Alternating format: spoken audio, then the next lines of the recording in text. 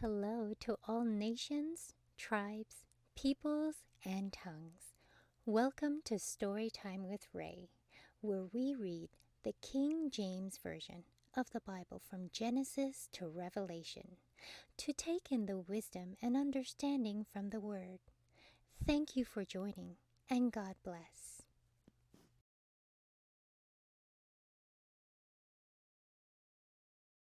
Proverbs Chapter 27.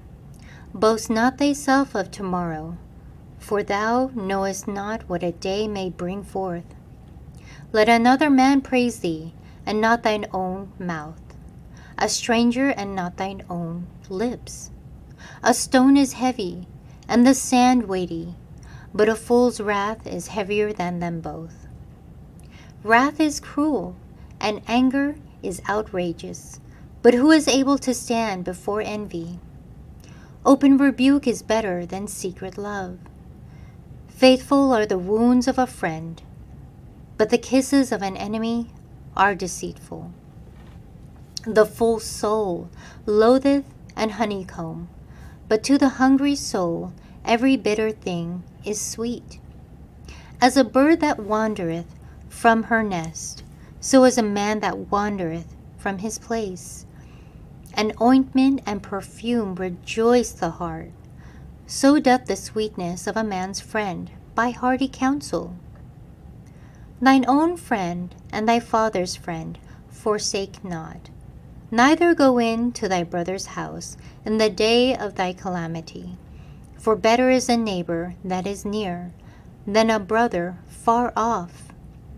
My son, be wise, and make my heart glad, that I may answer him that reproacheth me.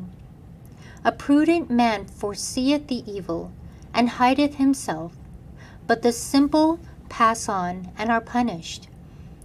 Take his garment that is surety for a stranger, and take a pledge of him for a strange woman.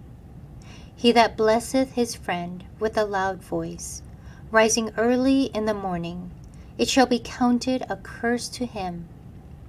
A continual dropping in a very rainy day, and a contentious woman are alike.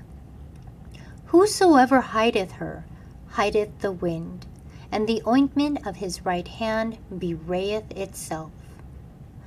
Iron sharpeneth iron, so a man sharpeneth the countenance of his friend. Whoso keepeth the fig tree shall eat the fruit thereof, so he that waiteth on his master shall be honored. As in water face answereth to face, so the heart of man to man. Hell and destruction are never full, so the eyes of man are never satisfied. As the finning pot of silver, and the furnace for gold, so is a man to his praise.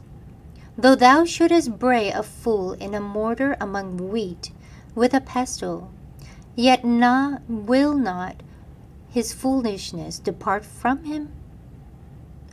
Be thou diligent to know the state of thy flocks, and look well to thy herds.